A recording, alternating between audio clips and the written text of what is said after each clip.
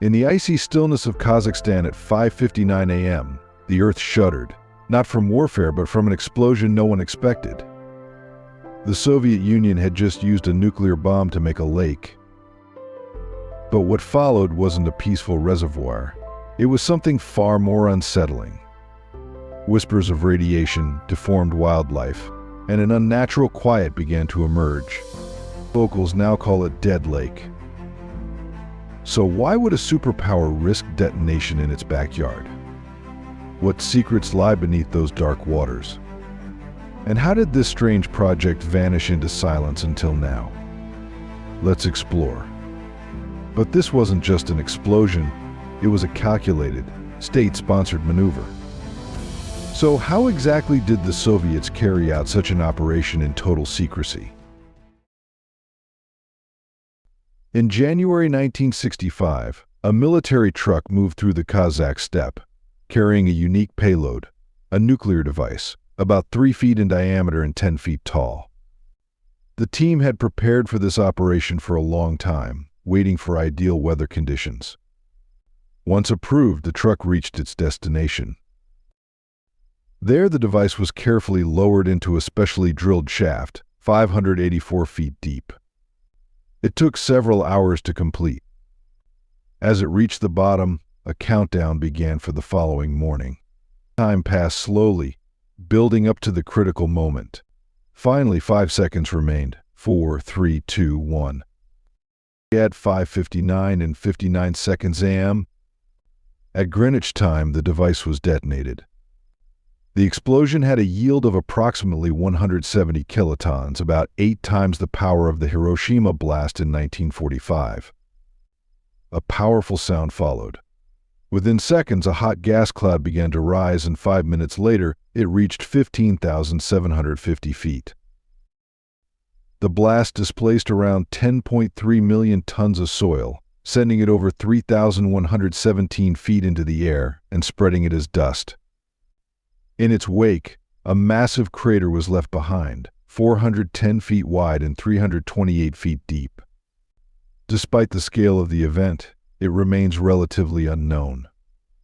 Fewer still know that it ultimately led to the formation of a one-of-a-kind lake. But what was the purpose of it all? Why do you think so few people know about this event today, despite its enormous scale? Is history hiding something? Comment and chat with me. The blast left a crater, but why go to such lengths? What was the real motive behind turning nuclear weapons into construction tools?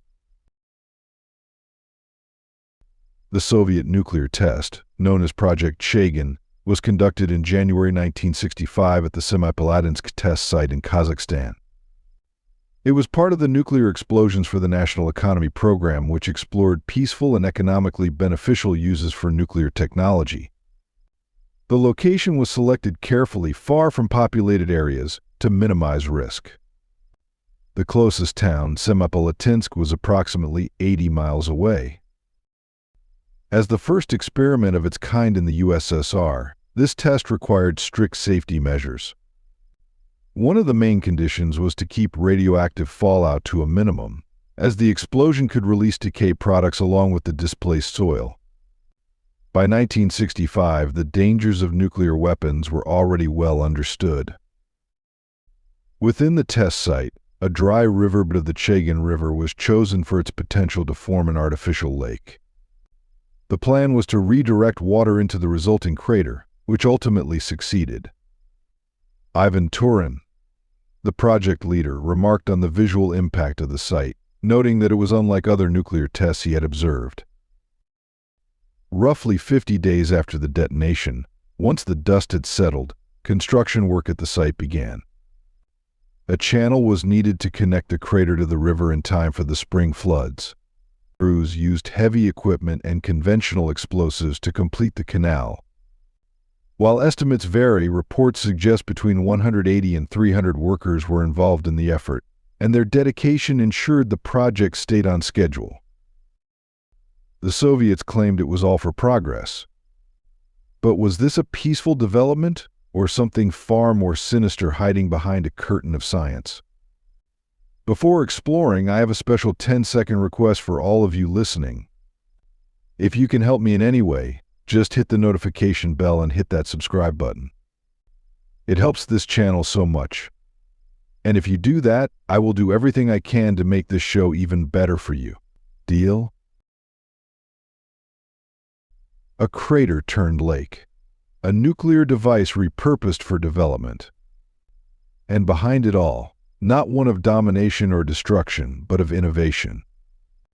In the early days of the Cold War, within the Soviet Union's scientific and strategic circles, a bold idea emerged. What if nuclear technology could be used for peaceful progress? This concept wasn't fringe. It became official policy. On May 16, 1950, Joseph Stalin signed a decree to explore peaceful applications of atomic energy.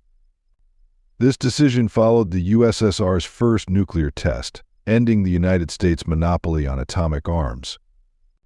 With the arms race underway, the Soviet leadership sought not only military balance but also a path forward where nuclear energy could benefit society. Thus began the Atoms for the National Economy program. At its core was a widely repeated phrase in public messaging, a peaceful atom in every home. This slogan reflected the optimism of the 1950s and 60s. The same period that saw the launch of Obninsk, the world's first nuclear power plant, in 1954. While Obninsk symbolized clean energy, other projects pursued more experimental paths, using controlled nuclear detonations in remote areas to reshape landscapes. These efforts aimed to address real challenges such as Central Asia's water scarcity. The idea was to create reservoirs quickly, using single high-energy blasts to form basins that could capture seasonal floodwaters. Plans proposed building up to 40 artificial lakes in Kazakhstan, designed to hold as much as 32 to 37 billion gallons of water. In theory, the approach was efficient. But in practice, concerns arose. Nuclear explosions, even for non-military use, release radioactive materials.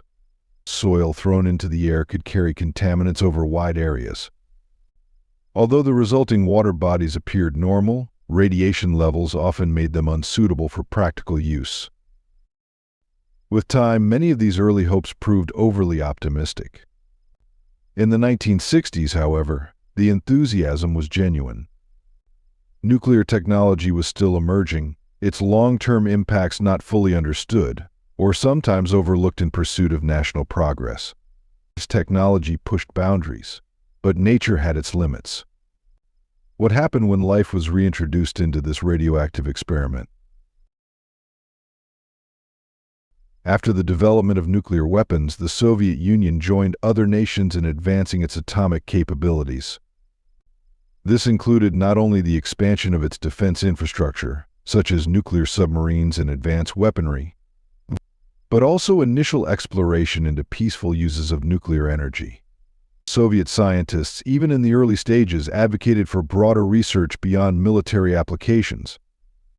However, under Joseph Stalin's leadership, such initiatives were initially postponed until the successful detonation of the first Soviet nuclear device. That milestone occurred on August 29, 1949, at the Semipalatinsk test site, effectively ending the United States' monopoly on nuclear arms. Following this, the Soviet Union began pursuing peaceful nuclear initiatives. On May 16, 1950, a decree was signed to guide experimental work in the peaceful use of atomic energy, leading eventually to the establishment of the world's first nuclear power plant in Obninsk.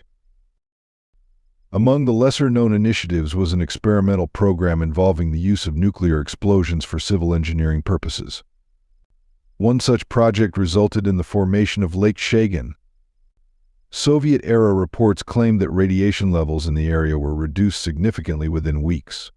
Soil and water samples, according to archival documents, were deemed safe for limited uses. However, independent verification of such claims remains limited. A Soviet documentary claimed the lake was transformed into a picturesque body of water and even described a high-ranking official swimming in it. Later biological experiments attempted to introduce numerous aquatic and terrestrial species into the lake. These included fish, mollusks, amphibians, reptiles, and aquatic plants. While initial survival was noted among some species, longer-term studies revealed abnormal development and population decline. Eventually, the project was halted in 1974 after concerning ecological impacts became evident. Most species failed to establish sustainable populations, and many displayed significant biological changes over successive generations. Today, the legacy of such experiments remains a topic of study and debate in discussions about the peaceful use of nuclear technology. Years passed, but the consequences didn't fade. What did scientists discover when they returned to examine the scars left behind? The area surrounding the so-called atomic lake remains one of the most environmentally impacted zones within the Semipalatinsk test site, even decades after the original explosion. Due to sustained elevated radiation levels, the lake was never designated for public use. Historical accounts from a senior foreman involved in the drilling process suggest that some personnel may have experienced health complications over time, though comprehensive medical data from that period is scarce. Public health concerns in the region persist to this day. Before 1956, there were no official studies on the effects of nuclear testing on the local population, including those living near the test area. Consequently, statistical records of short or long-term health impacts are limited. However, various academic and historical sources have documented potential adverse health outcomes related to exposure from these tests. Of particular note is the discovery of residual traces of plutonium-239 in certain zones, a radioactive isotope with a notably long half-life of approximately 240,000 years. While the initial goal of the project was to create a sustainable water reservoir for agricultural use, the results fell short. During spring snowmelt, the sinkhole partially filled with water, forming a temporary lake between 3 to 6 feet deep. However, the water evaporated by summer, and the site was avoided by locals due to safety concerns. Over time, the lake came to symbolize unintended consequences. The nearby Chagan River eventually altered its path, bypassing the crater entirely. Early visitors described the landscape as bleak and unsettling, with barren terrain and still, dark water, evoking images of a desolate place. Beyond localized issues, the explosion had broader environmental effects. Reports indicate that radioactive particles may have dispersed across regional boundaries, with atmospheric changes and geological shifts resulting from the intense heat and pressure. According to some studies, a radioactive cloud may have affected as many as 11 nearby settlements, home to an estimated 2,000 people. Scientific estimates suggest that thyroid radiation exposure for individuals in the most affected areas may have exceeded typical long-term dose thresholds within a short period following the event. Sources also note that approximately 300 workers may have been present in the immediate aftermath, though official numbers remain uncertain due to the classified nature of the operation. And the Soviets weren't alone. Did their Cold War rivals follow a similar path, risking their land and their people in pursuit of atomic progress? What happened at Lake Chagan was not just a Soviet-era experiment, it was part of a broader scientific initiative pursued by both sides during the Cold War. In laboratories and remote testing sites, engineers from the world's two superpowers explored a provocative idea. Could nuclear detonation serve practical, non-military purposes? Between 1971 and 1988, the Soviet Union conducted 124 so-called peaceful nuclear explosions. These were officially sanctioned and part of a national program intended to explore potential economic and industrial benefits from controlled nuclear detonations.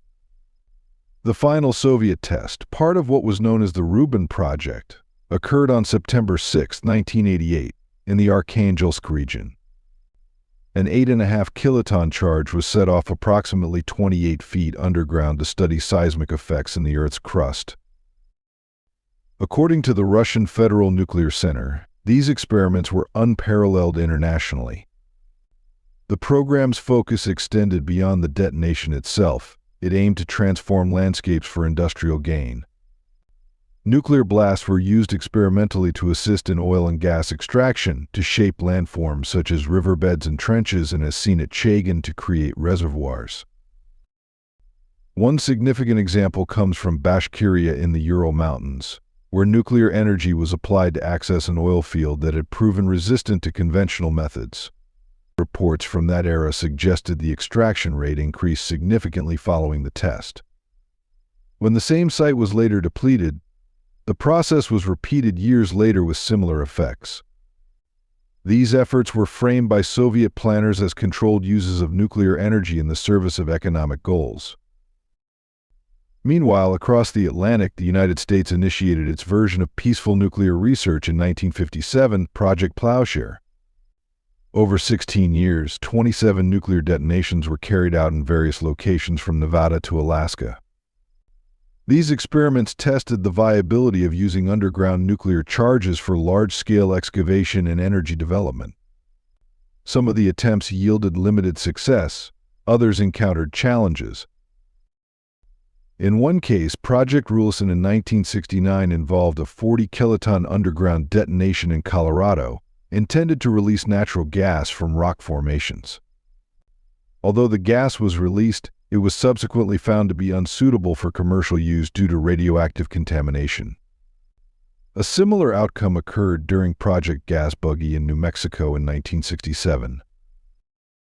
While Soviet tests were generally higher in yield, the U.S. Department of Energy documents suggest that American tests sometimes produced more radioactive byproducts due to differences in device design and safety protocols.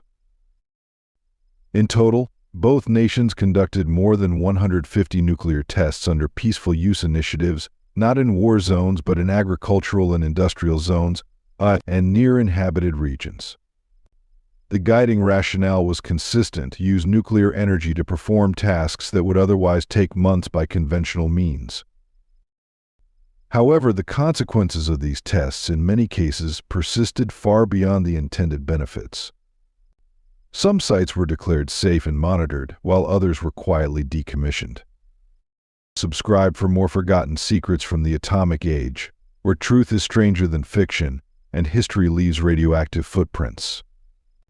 The tests may have ended, but the lake remains. What does it look like today? And what secrets does it still hold beneath its still waters? The nuclear test at Lake Chagan concluded in 1965, but its environmental legacy remains. More than 50 years later, the lake still holds water and continues to stand as a remnant of Cold War-era atomic experimentation. After the spring thaw that followed the test, the crater gradually filled and formed an artificial reservoir, estimated to hold up to 5.2 billion gallons of water. On the surface, it may resemble any other remote lake, quiet and serene, but environmental assessments indicate that its water continues to exhibit residual radiation.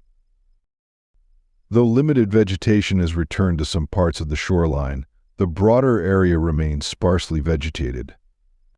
According to Kazakhstan's National Nuclear Center, Chagan is categorized as one of the most significantly affected zones from historical nuclear testing.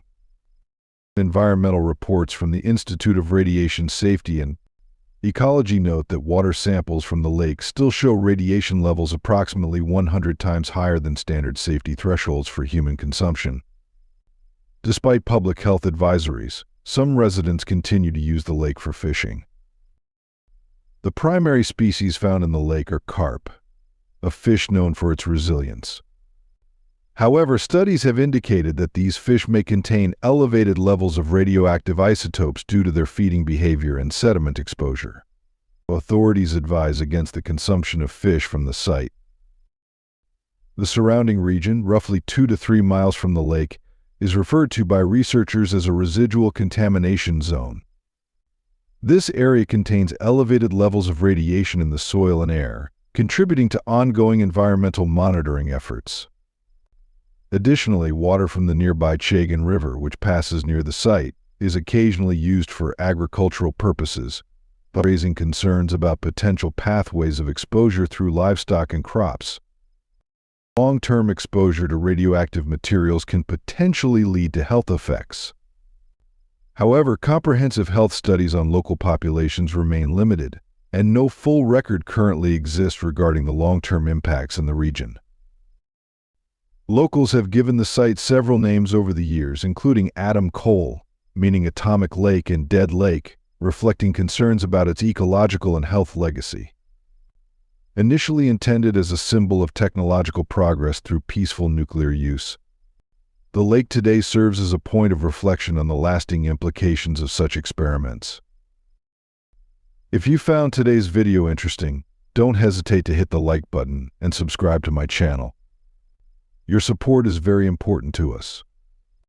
Be sure to check out the next video appearing on your screen. You're sure to love the content we bring. Please leave a comment about which country you'd like us to explore next. Thank you for watching and see you in the next video. Thanks for being with us. Leave a comment, like to show your support, and remember to hit that subscribe button for more exciting videos. See you next time.